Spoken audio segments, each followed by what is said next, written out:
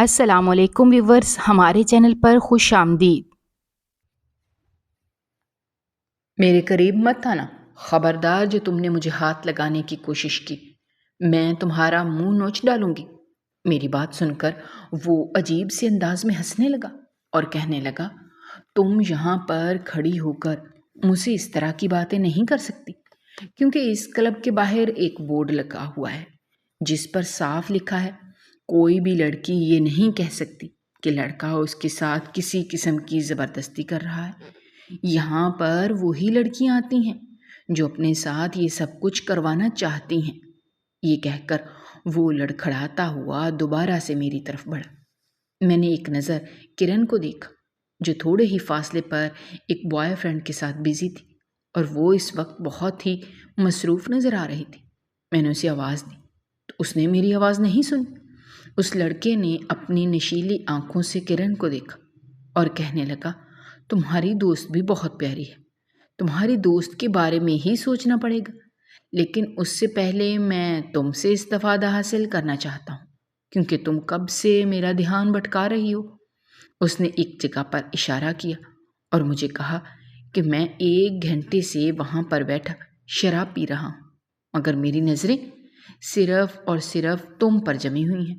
تم سے زیادہ خوبصورت لڑکی میں نے اپنی ساری زندگی میں نہیں دیکھی۔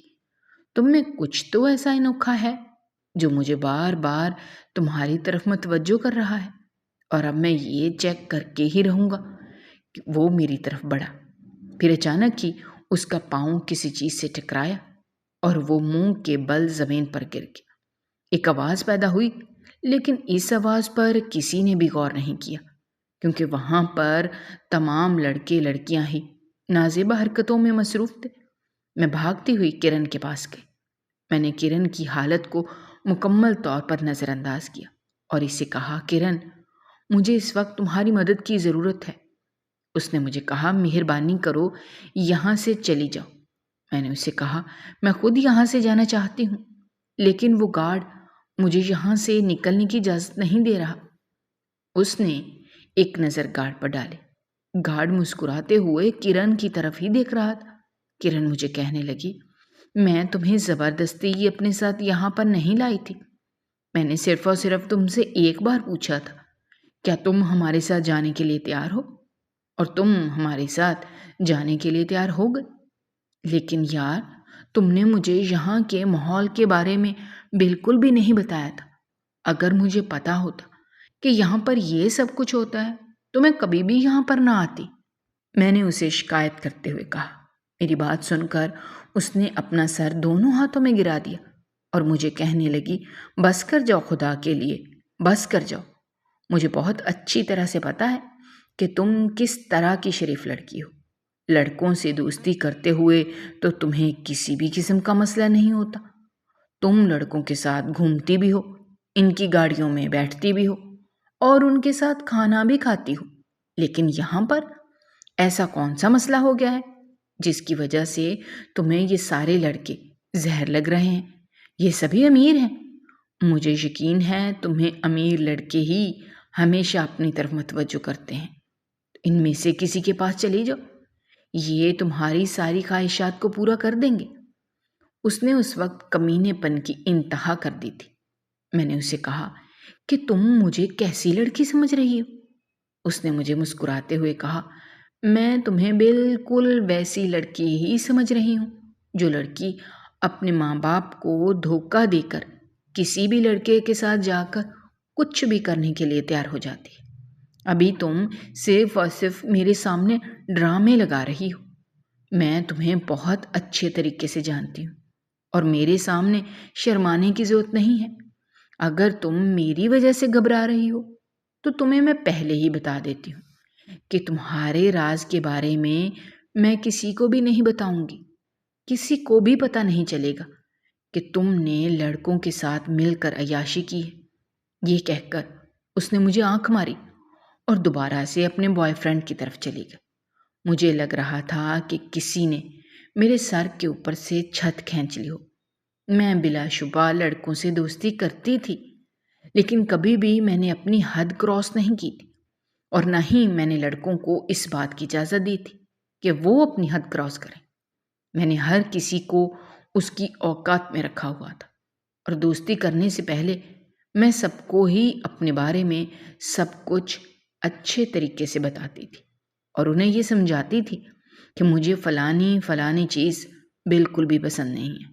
وہ لڑکے مجھ سے وعدہ کرتے تھے اور مجھے کہتے تھے کہ فکر مت کرو، ہم تمہیں کبھی بھی مایوس نہیں کریں گے۔ اب میرا تیسرا سیمسٹر چل رہا تھا۔ پہلے 2 سیمسٹر تک میں نے نہ جانے کتنے لڑکوں سے دوستی کی تھی، لیکن میری دوستی درمیان میں ہی ٹوٹ گئی تھی، کیونکہ وہ لڑکے ہر ایک ہفتے کے بعد مجھے پرپوز کر دیتے تھے اور مجھے شادی کرنے کے لیے تنگ کرتے تھے۔ مجھے اس وقت اپنی اماں کی بہت شدت سے یاد آ رہی تھی۔ میری ماں مجھے سمجھاتی تھی کہ لوگ اسی لڑکی کی عزت کرتے ہیں جو لڑکی اپنی عزت خود کرتی ہے۔ اگر لڑکی خود کو ہی بے پردہ کر دے اور سب کو اپنا دیدار کرواتی پھرے اور سب کو یہ بتائے کہ وہ آسانی سے قابو میں آ سکتی ہے، تو مجھے خود ہی بتاؤ اس لڑکی کی کوئی لڑکا کیوں عزت کرے گا؟ تب اماں کی باتیں مجھے بالکل بھی بری نہیں لگتی تھی۔ میں اماں کو کہتی تھی کہ اماں، یہ ماڈرن زمانہ ہے، آج کل کے دور میں ایسا کچھ بھی نہیں ہوتا۔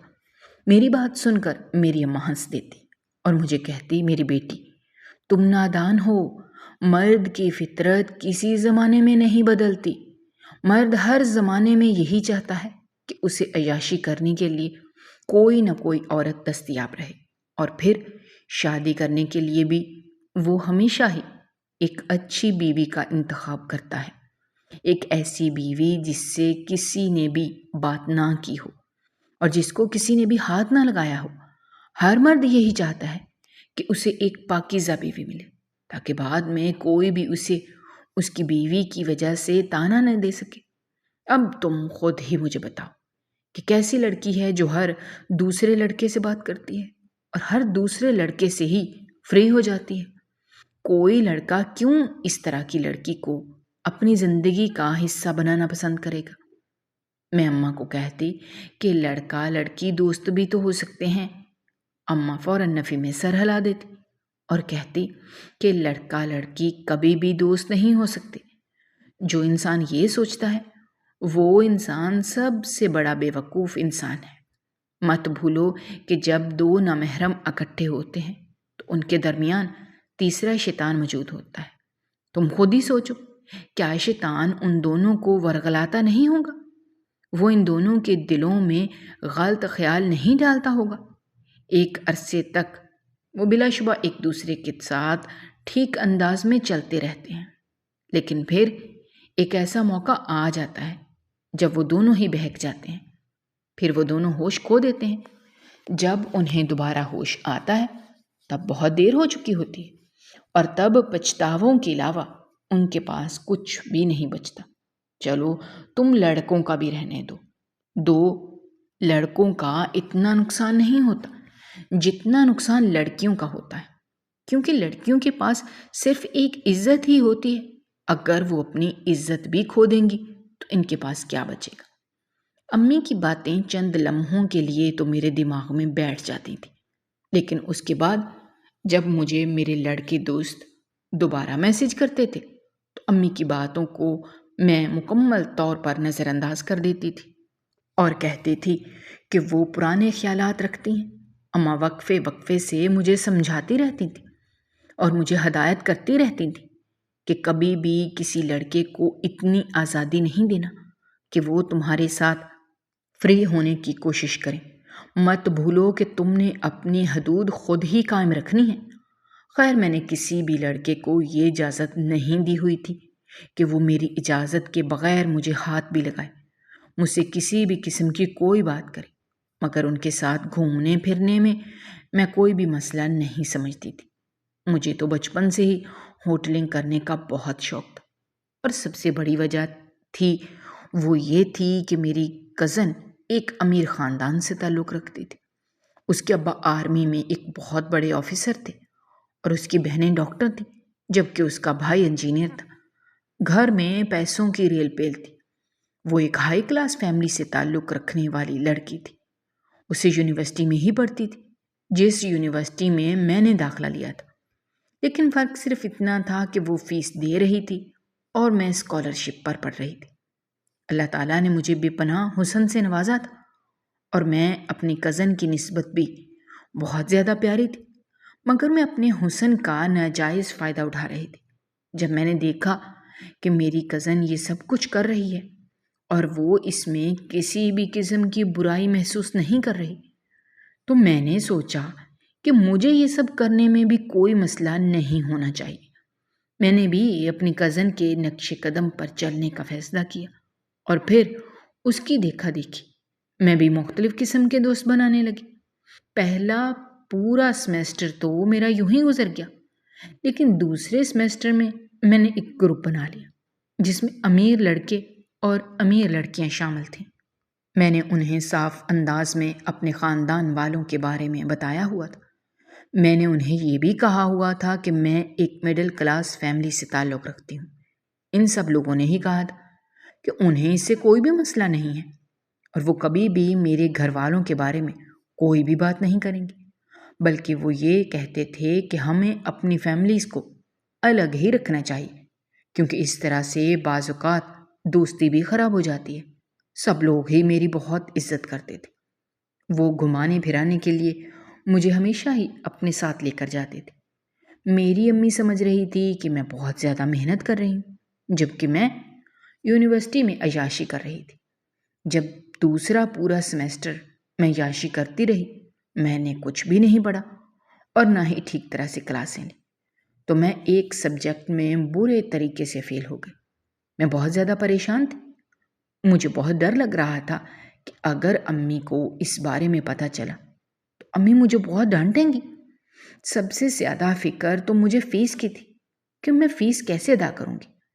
میں اکیلی بینچ پر بیٹھی ہوئی تھی جب سکندر میرے پاس آیا اور مجھے کہنے لگا، کیا ہو گیا ہے پیاری لڑکی، تم خاموش کیوں بیٹھی ہوئی ہو؟ سکندر کی بات سن کر میں نے نظر اٹھا کر اس کے چہرے کی طرف دیکھا۔ اس وقت میری آنکھوں میں آنسو تھے۔ وہ یکدم ہی بہت زیادہ پریشان ہو گیا اور بکھلاتے ہوئے کہنے لگا، کیا ہو گیا ہے یار، میں تو سمجھ رہا تھا کہ تم مذاق کر رہی ہو اور کوئی چھوٹا موٹا ڈرامہ لگا رہی ہو، لیکن تم تو سچ میں رو رہی ہو۔ پھر میں پھوٹ پھوٹ کر رونے لگی۔ میں نے اسے کہا، میں تم لوگوں کو نہیں چھوڑ سکتی۔ وہ مجھے کہنے لگا، کیا ہو گیا ہے، اتنی جذباتی کیوں ہو گئی ہو؟ نہ تو تم مرنے والی ہو اور نہ ہی ہم لوگ کہیں جا رہے ہیں، سب لوگ یہیں پر ہیں۔ میں نے اسے کہا، بہت جلد میری یونیورسٹی چھوٹ جائے گی۔ اب کی بار وہ سیدھا ہو کر بیٹھ گیا اور مجھے کہنے لگا، یہ تم کس طرح کی باتیں کر رہی ہو؟ تم ایسا کیسے کر سکتی ہو؟ تم مجھے چھوڑ کر کیسے جا سکتی ہو؟ میں نے اس سے کہا، میں جان بوجھ کر نہیں جا رہی، بلکہ یہ میری مجبوری ہے، کیونکہ میرے پاس فیس ادا کرنے کے لیے پیسے نہیں ہیں۔ پھر میں نے اس سے کہا کہ یہ پورا سیمیسٹر میں نے عیاشی میں گزار دیا اور میں ایک لفظ بھی نہیں پڑھ سکی۔ میں یہ سوچ رہی تھی کہ پیپرز کے دنوں میں پڑھ لوں گی، لیکن تم تو جانتے ہو کہ پیپرز میں بہت ہی برے طریقے سے بیمار ہو گئی تھی اور مرتے مرتے بچی تھی۔ سکندر نے میرے ہاتھوں پر ہاتھ رکھا اور مجھے کہنے لگا، میرے ہوتے ہوئے تمہیں کسی بھی چیز کی فکر کرنے کی ضرورت نہیں ہے۔ زندگی میں پہلی بار اس نے مجھے ہاتھ لگایا تھا۔ مجھے یوں لگا تھا جیسے میرے جسم میں کرنٹ دوڑ گیا ہو۔ سکندر نے مجھے کہا، تمہاری فیس کے پیسے میں ادا کروں گا۔ میں نے اسے کہا کہ میں تمہیں یہ نہیں کرنے دوں گی، پہلے ہی تم نے میرے لیے اتنا سب کچھ کیا ہوا ہے۔ اس نے میرے ہاتھوں پر تھوڑا سا دباؤ ڈالا اور کہا، میں تو تمہیں اپنی دوست مانتا ہوں اور تمہارے لیے میں کچھ بھی کرنے کے لیے تیار ہوں۔ اب مجھے اس کے ہاتھوں کا لمس بہت ہی عجیب لگ رہا تھا۔ اس کی آنکھوں میں بھی ایک عجیب سی چمک موجود تھی۔ میں جلدی سے اٹھ کر کھڑی ہوئی۔ وہ بھی دوبارہ سے نارمل ہو گیا اور پھر پہلے والے انداز میں ہنستے ہوئے کہنے لگا، چلو اب ہمارا مسئلہ حل ہو گیا ہے، اب سموسے کھانے کے لیے چلتے ہیں۔ اس سے پہلے کہ میں کچھ کہتی وہ بول پڑا، فکر مت کرو، تم سے پیسے نہیں مانگوں گا، خود ہی پیسے ادا کر دوں گا۔ مجھے ڈر لگ رہا تھا کہ کہیں ایسا نہ ہو کہ وہ سارے گروپ کے لوگوں کے سامنے یہ بات بتا دے کہ اس نے مجھ پر احسان کیا ہے، مگر اس نے کسی کے سامنے بھی اس چیز کا نام ہی نہیں لیا، اور اگلے ہی دن اس نے خاموشی سے میری فیس ادا کر دی، اور دوسری طرف اس نے پرنسپل صاحبہ کے ذریعے مجھے اس فیل سبجیکٹ میں بھی پاس کروا دیا تھا۔ وہ بہت زیادہ اثر و رسوخ کا مالک تھا۔ اس دن اس نے مجھے بتایا کہ وہ ہر باری امتحان میں اسی طریقے سے پاس ہوتا ہے، وہ کبھی بھی نہیں پڑھتا بلکہ سفارش کروا دیتا ہے یا پھر تھوڑی سی رشوت دے دیتا ہے۔ جب میں نے اسے رشوت کی رقم کے بارے میں پوچھا تو وہ کہنے لگا، یار بس یہی 50-60 لاکھ ہی ان کو دینے ہوتے ہیں۔ یہ رقم سن کر میرا منہ تو کھلے کا کھلا رہ گیا، کیونکہ میری فیس صرف اور صرف 60,000 تھی۔ اگر اس کے لیے 60 لاکھ معمولی سی رقم تھی تو پھر تو 60,000 اس کے سامنے کوئی اہمیت ہی نہیں رکھتے تھے۔ میں نے اسے کہا، یار تم لوگوں کے بہت موجے ہیں، تم لوگ ایک امیر خاندان سے تعلق رکھتے ہو۔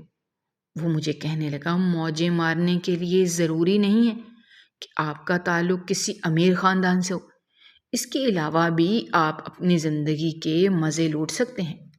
جب میں نے اس سے اس کی تفصیل مانگی تو وہ کہنے لگا، اب میں تمہیں ساری باتیں ابھی تو نہیں بتا سکتا، ایک مدت کے لیے انتظار کرو، جب ٹھیک وقت آئے گا تو میں تمہیں سب کچھ اپنے منہ سے بتاؤں گا اور تمہاری بہت اچھے طریقے سے مدد بھی کروں گا۔ دن بہت ہی تیزی سے گزرتے چلے جا رہے تھے۔ اب میں حد سے زیادہ بگڑ گئی تھی۔ گھر سے تو میں عبایا پہن کر ہی جاتی تھی، لیکن وہاں جا کر میں اپنا حلیہ بالکل ہی تبدیل کر لیتی تھی۔ میں یکدم ہی سکندر کے بہت زیادہ قریب ہو گئی تھی۔ اب میں اپنا زیادہ تر وقت اس کے ساتھ ہی گزارنے لگی تھی، جبکہ پہلے ایسا ہو جاتا تھا کہ میں بہت کم ہی اس سے سلام دعا رکھتی تھی، کیونکہ مجھے اس کی آنکھیں بالکل بھی اچھی نہیں لگتی تھی۔ جب سے اس نے میری مدد کی تھی تب سے وہ مجھے پورے کا پورا ہی اچھا لگنے لگا تھا۔ مجھے لگ رہا تھا کہ میں اس کے بارے میں جو بھی سوچتی تھی وہ سب غلط تھا، یہ انسان تو کسی فرشتے سے کم نہیں ہے۔ ایک دن میں نے سکندر کو کہا کہ میں اپنے پرانے رویے پر بہت زیادہ شرمندہ ہوں۔ کئی بار ایسا ہوا ہے کہ میں نے تم سے روکھے انداز میں بات کی اور میں اس کے لیے معذرت بھی کرتی ہوں۔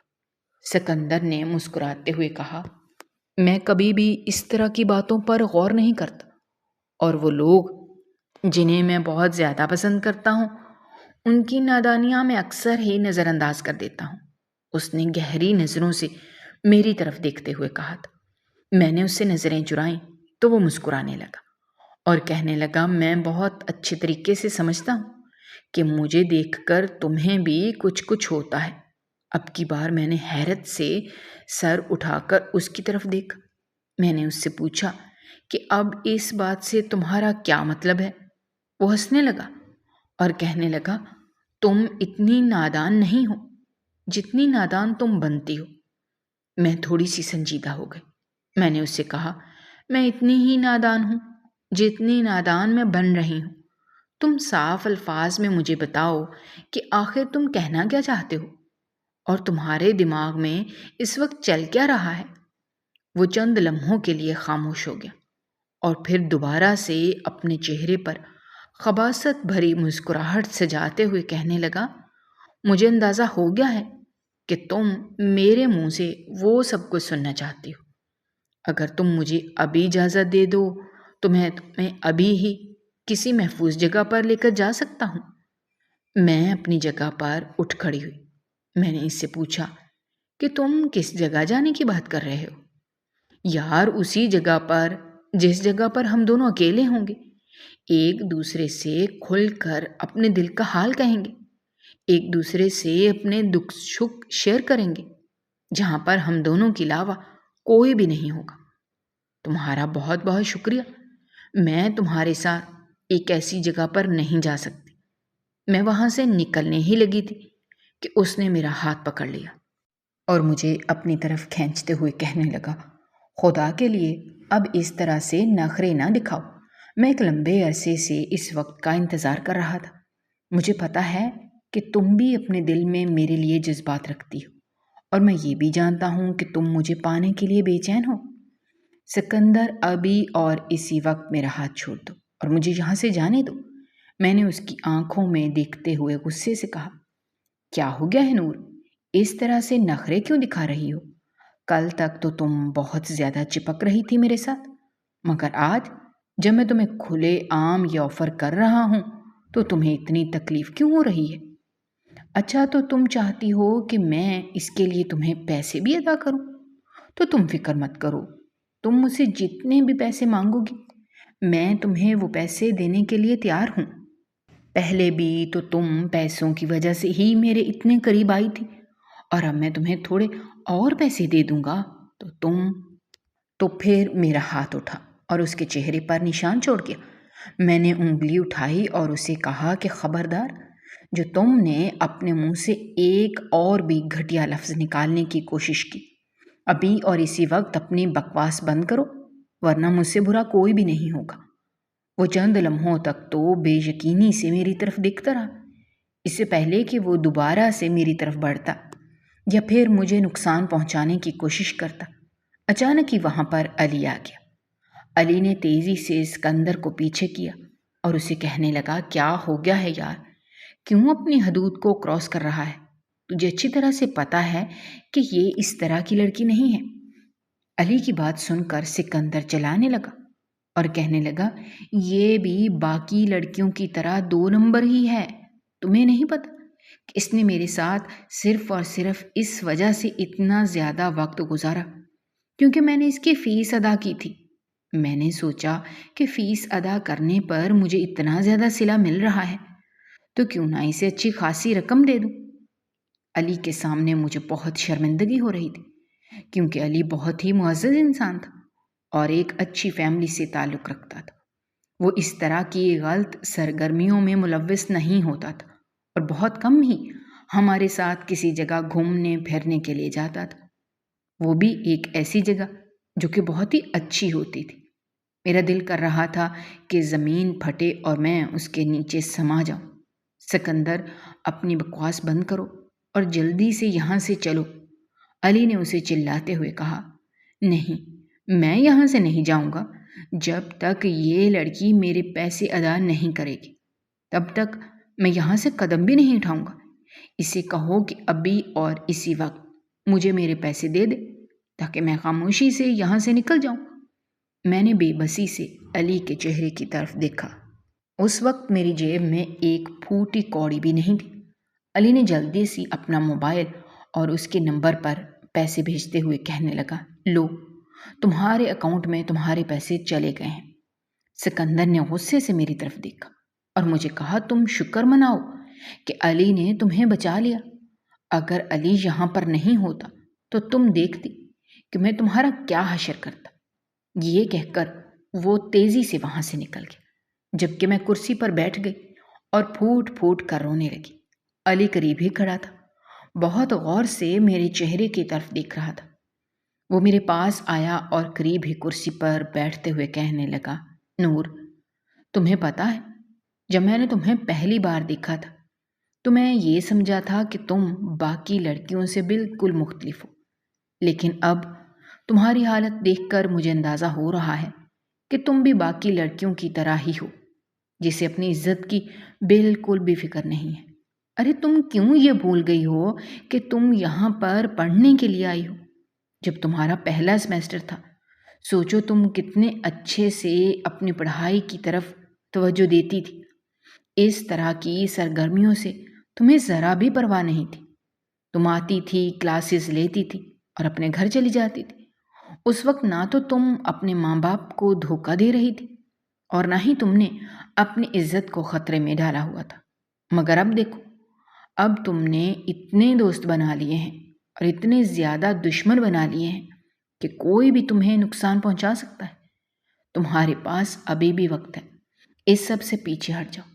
میں ایک اچھا دوست ہونے کے ناطے تمہیں صرف اور صرف نصیحت ہی کر سکتا ہوں۔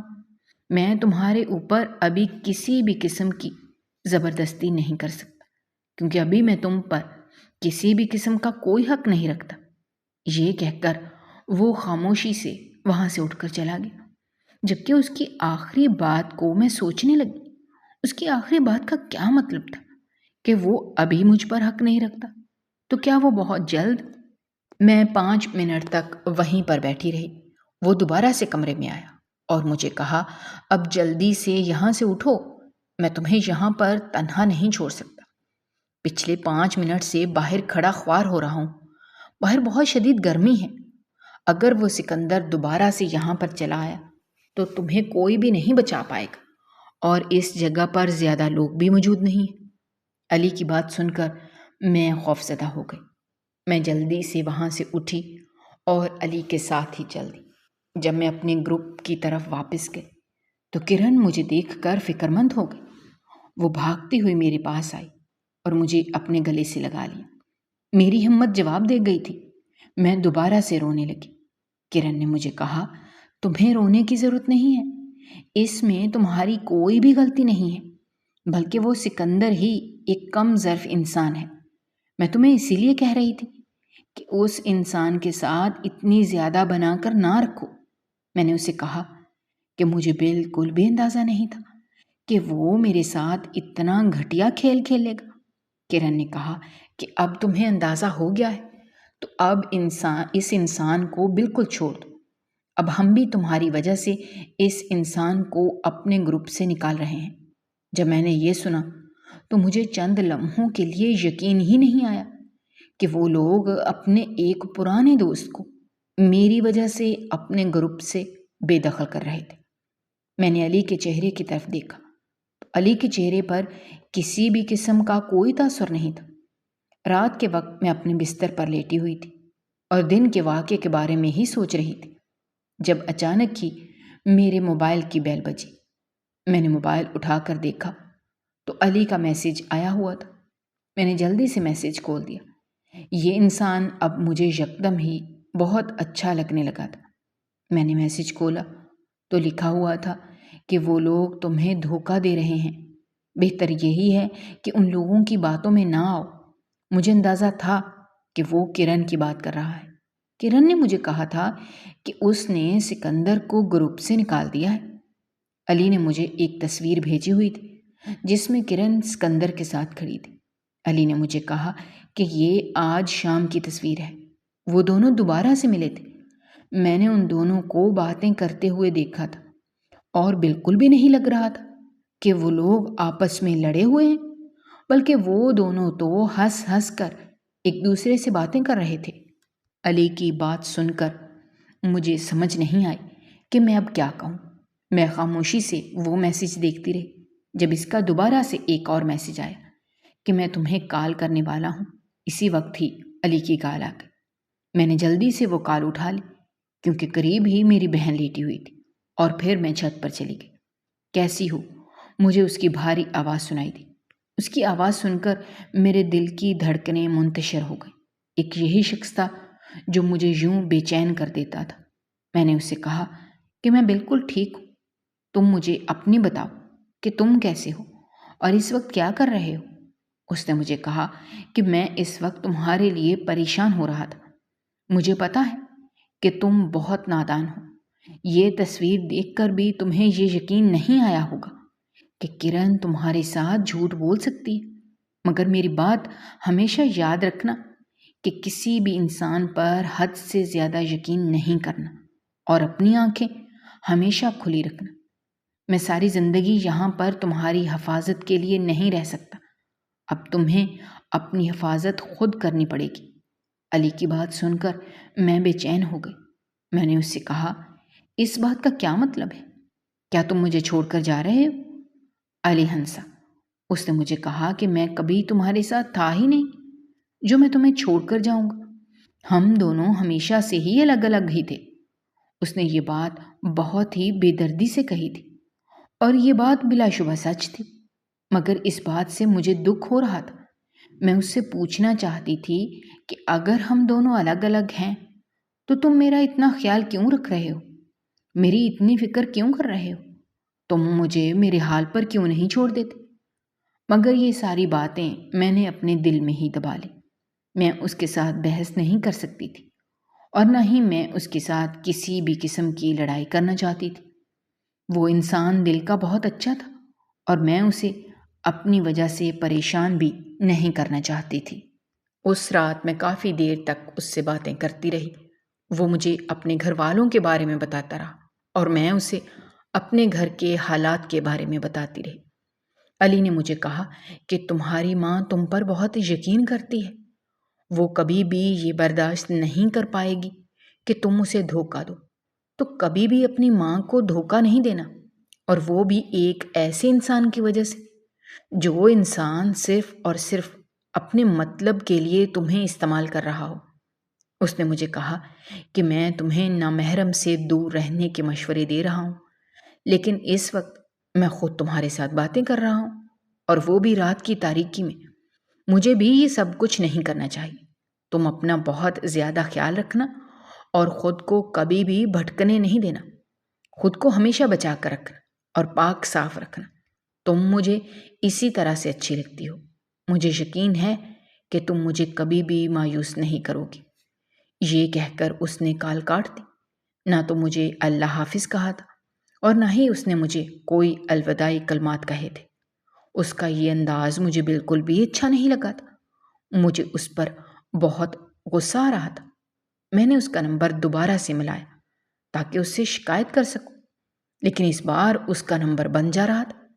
یقیناً وہ اپنا موبائل آف کر کے سونے کے لیے جا چکا تھا۔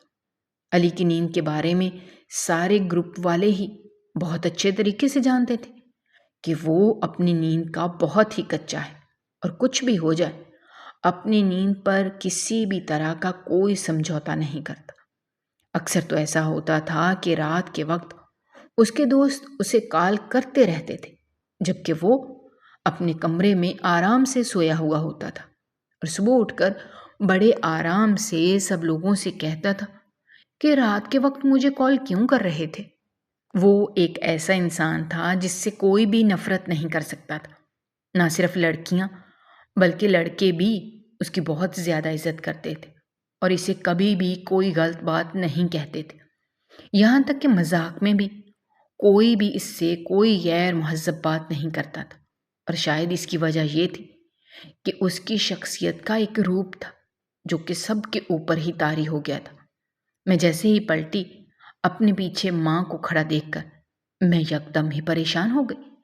مجھے شدت سے کچھ غلط ہونے کا احساس ہوا۔ میں نے اپنے اوپر قابو پایا اور اماں کو کہا، آپ یہاں پر کیا کر رہی ہیں؟ میری بات سن کر اماں کہنے لگی، یہ سب کچھ چھوڑو، مجھے یہ بتاؤ کہ تم یہاں پر کیا کر رہی ہو۔ اس سے پہلے کہ میں کچھ کہتی، اماں دوبارہ سے پول پڑی، مجھ سے جھوٹ مت بولنا۔ تمہیں پتا ہے کہ مجھے جھوٹ سے بہت نفرت ہے، اور تمہیں یہ بھی پتا ہے کہ مجھے ہمیشہ ہی سچ کے بارے میں پتا ہوتا ہے۔ میں صرف اور صرف انسان سے کنفرم کرتی ہوں تاکہ اپنی تسلی کر سکوں۔ میں نے گہری سانس لی اور انہیں کہا کہ میں اپنی کلاس فیلو سے بات کر رہی تھی۔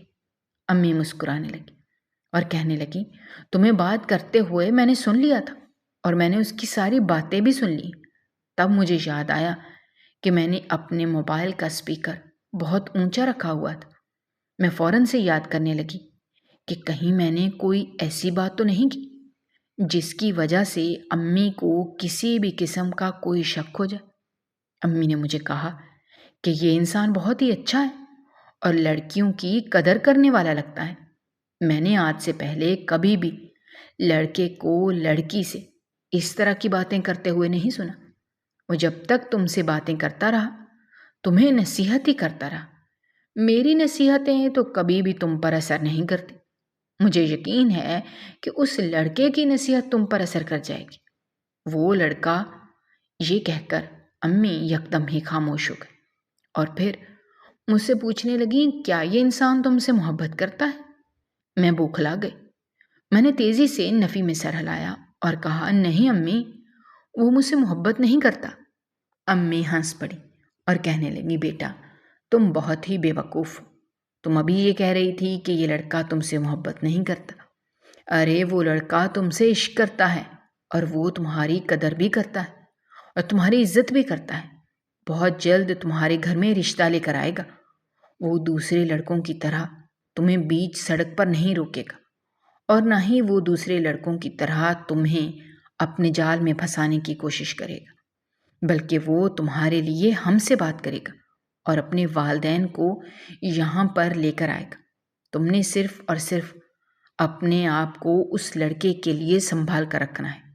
امی نے مجھے کہا، مجھے اندازہ ہے تمہاری یونیورسٹی میں اس وقت کچھ مسائل چل رہے ہیں، اور مجھے یہ بھی اندازہ ہے کہ تم کچھ برائیوں کا شکار بھی ہو گئی ہو، مگر میں سوچتی ہوں کہ ابھی دوبارہ سے تمہیں سمجھانا صرف اور صرف اپنا وقت ضائع کرنا ہے۔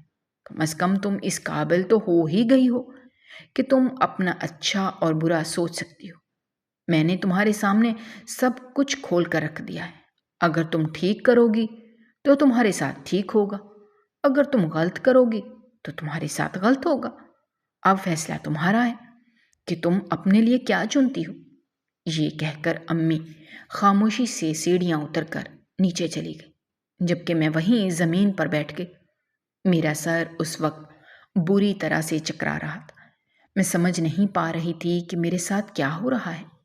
میں یہ بھی نہیں جانتی تھی کہ آخر میں چاہتی کیا ہوں۔ لڑکوں سے دوستی بھی کرنا چاہتی تھی، اور اب علی کو بھی پانا چاہتی تھی۔ میں ہوٹلنگ بھی کرنا چاہتی تھی، لیکن اس کے ساتھ ساتھ میں علی کو بھی اپنے پاس رکھنا چاہتی تھی۔ میں جانتی تھی کہ دونوں چیزیں ایک ساتھ مینیج نہیں ہو سکتی۔ میں یہ بھی جانتی تھی کہ علی کو یہ سب کچھ بالکل بھی پسند نہیں ہے، مگر میں اس عادت کا کیا کرتی جو مجھے لگ گئی تھی۔ اگلے دن جب میں یونیورسٹی گئی تو کرن بہت پرجوش نظر آ رہی تھی۔ اس نے میرا ہاتھ پکڑا اور مجھے کہنے لگی، کل رات ہی ہم عیاشی کرنے کے لیے کلب میں جا رہے ہیں۔ میں نے اس سے پوچھا، اس طرح کا کلب؟ تو وہ مجھے کہنے لگی، وہی کلب جس میں جانے کا تمہیں شوق تھا۔ کرن نے مجھے بتایا ہوا تھا کہ ان کے گھر سے تھوڑے ہی فاصلے پر ایک کلب ہے جس میں مختلف طرح کی گیمز ہوتی ہیں۔ اس نے مجھے کہا کہ رات کے وقت ہی تم میرے گھر پہ چلی آنا اور اپنی اماں کو کہنا کہ تم نے میرے ساتھ مل کر پڑھائی کرنی ہے۔ میں بھی تمہاری ماں کو کال کر کے بتا دوں گی۔ اس نے ایسا ہی کیا۔ اگلے ہی دن اس نے میری ماں کو کال کی۔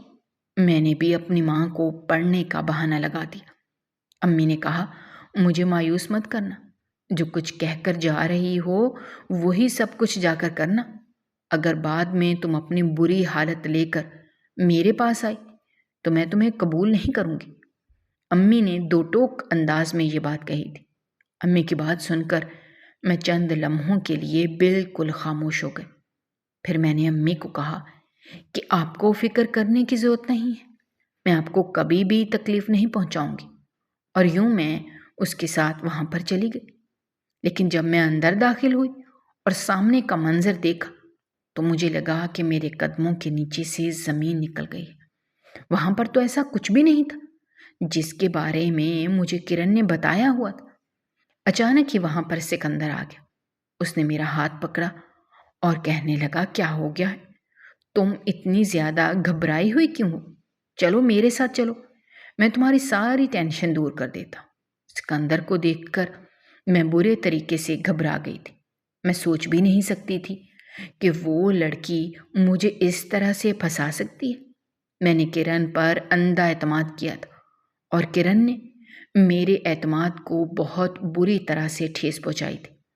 میں نے سکندر کو غصے سے کہا، ابھی اور اسی وقت میرا بازو چھوڑو اور یہاں سے دفع ہو جاؤ۔ سکندر ہنسنے لگا اور کہنے لگا، یہ تمہارے باپ کا گھر نہیں ہے جو میں تمہاری بات مان لوں گا، اور نہ ہی یہاں پر تمہارا یار موجود ہے جو تمہاری مجھ سے عزت بچا لے گا۔ آج تو میں تمہیں بتاؤں گا کہ میں کیا چیز ہوں، اور تم سے تمہاری بدتمیزی کا بدلہ بھی لوں گا۔ وہ مجھے گھسیٹ کر کمرے میں لے جانے لگا، لیکن جیسے ہی ہم کمرے کے اندر داخل ہوئے، سامنے کا منظر دیکھ کر میری سانس میں سانس آئی۔ سامنے علی بہت ہی اطمینان کے ساتھ بستر پر لیٹا ہوا تھا۔ سکندر کو دیکھ کر وہ مسکرانے لگا اور کہنے لگا، کیا ہو گیا ہے یار؟ مجھے دیکھ کر گھبرا کیوں گئے ہو؟ سکندر نے میرا بازو چھوڑا اور غصے سے علی کی طرف بڑھا۔ وہ اس وقت علی کو مارنا چاہتا تھا، لیکن علی نے اسے جلد ہی اپنے قابو میں کر لیا۔ تھوڑی ہی دیر بعد وہاں پر پولیس پہنچ گئی۔ پولیس کو علی نے بلایا تھا۔ علی کے جو والد تھے وہ خود ایک پولیس آفیسر تھے۔ اس کلب کے بارے میں کوئی بھی نہیں جاننا چاہتا تھا۔ یہ آج کل کی نوجوان نسل نے اپنی عیاشی کے لیے ایک چھوٹے سے گھر کے اندر ہی بنایا ہوا تھا، اور اس کو چلانے والی کوئی اور نہیں بلکہ کرن اور سکندر ہی تھے۔ دونوں کو جلد ہی جیل کی سلاخوں کے پیچھے پھینک دیا گیا اور دونوں کے والدین کو بلایا گیا۔